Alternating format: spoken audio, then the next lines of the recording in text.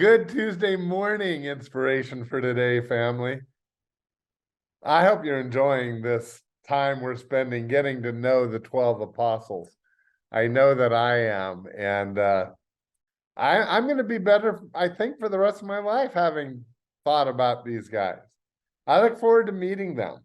I hope you do also. Today, we come to the Apostle Philip, one of the first ones to be called by Jesus, and one that Philip was not mentioned a whole lot in the New Testament, but when he was, it's significant.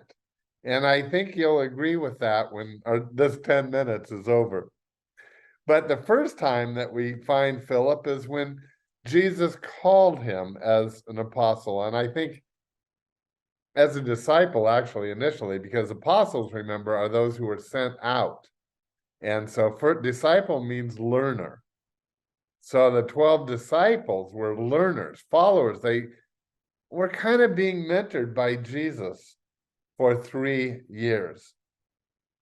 And then they were sent out, and all 12 were used significantly, including Philip, who we'll mention at the end of this 10 minutes.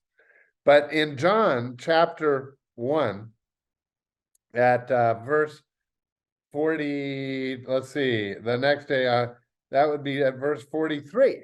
At verse 43, John 1:43 is the first mention of Philip. And he had just called Peter and Andrew. But 43, the next day, Jesus decided to go to Galilee. He found Philip and said to him, "Come, follow me." Something that Jesus, when he called you and I, basically, when he was revealed to us, he's saying, and he's saying to you right now, if you're not yet a follower of Jesus, he says, "Come, follow me." Reading on, it says, Philip was from Bethsaida, Andrew and Peter's hometown. Immediately, verse 45, Philip went to look for Nathanael and told him, "We have found the very person Moses and the prophets wrote about, and his name is Jesus." Philip knew his Bible, didn't he? Which was the Old Testament at that time. And he knew that the Old Testament is basically about the coming Messiah. And his name, it says, is Jesus, the son of Joseph from Nazareth. Wow. One of the very first things he does is go and call, and we talked about this a little bit last week when we talked about Nathanael. But Philip wanted to share the good news of Jesus. I want to keep that in my life, my whole life. I want to be excited about him and ready to declare Jesus to whomever will listen. Well, that's what Philip did, and it's specifically what he hurried to do. The next time we hear about Philip is at one of the most famous miracles that Jesus ever did. And that was the feeding of the 5,000. Because Jesus was out speaking, and there was this huge crowd gathered, and they said later it was about 5,000. And this is in John chapter 6 at verse 5. Jesus saw a huge crowd of people coming to look for him. He turns to Philip, and he asks, "Where can we buy bread to feed all these people?" I have the feeling, and you'll see in the next thing that we're going to talk about, Philip evidently had a good command of numbers. He asked him, "Where can we get money for all these people?" But verse 6, we're enabled to see why Jesus asked him. Jesus was testing Philip, for he already knew what he was going to do. But, verse 7, Philip replied, "Even if we worked for months, we wouldn't have enough money to feed them." Then it says, Andrew, Simon Peter's brother, spoke up. There's a young boy with 5 loaves and 2 fish. That's how Jesus was going to feed them. He was going to multiply that. But Philip didn't know that. I thought it was so cool. It's so interesting to me that in the midst of these 5,000 people, Jesus cares about Philip. And he takes time. Jesus knew what he was going to do, but he says, verse 6, he was testing Philip, for he already knew what he was going to do. Don't you feel that way, that sometimes things don't happen exactly like we would choose for them to do? Sometimes Jesus is trying to teach us a lesson. Sometimes he's trying to build into our lives. Sometimes it can just be testing us so that we will know ourselves.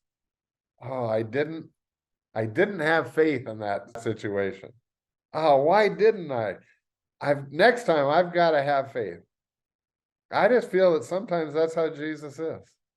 He cares about us enough to build into our lives. And he did that right then to Philip. Now, did it work? Did Philip continue to grow? Yes. Yes, he did. And the next time we hear from Philip is in the situation that actually we talked about yesterday with Thomas. But that's in John chapter 14. And we saw how Thomas was used to ask just the right question so that Jesus would declare that he is the way, the truth, and the life. Right after that, in the next paragraph, actually after Jesus makes that whole statement, who pipes up? Philip. I feel like Jesus had been building into his life, if for no other reason, just so Philip would ask the correct question at the correct time. And he does. And by the way, just the fact that Philip, out of the 12, hearing Jesus speak, Philip would pipe up and have the nerve and confidence to speak. I think that says something about him and his personality and what Jesus had built into him already. But in John chapter 14, at verse 8, Philip says, Lord, will show us the Father and we will be satisfied. I don't know how Jesus felt when he heard that. But I do like his response. And the reason I say that is because here's part of his response. Jesus replied, verse 9, have I been with you all this time, Philip? And yet you still don't know who I am? Anyone who has seen me has seen the Father. So why are you asking me to show him to you? And that should be our verse for the day. If you want to memorize any verse, then here it is for today. And that's at verse 9, 14:9. Anyone who has seen me has seen the Father. When you see Jesus and the Father are one. It's the mystery of the Trinity. Father, Son, and Holy Spirit are one in nature, one in thought, but showing themselves as 3 separate persons. It's hard for our minds to comprehend, but anyone, and it was Philip's question. Philip asked, and then Jesus answered, anyone who has seen me has seen the Father. I feel that Philip asked the question right for us, and we need to know it. God and Jesus are one.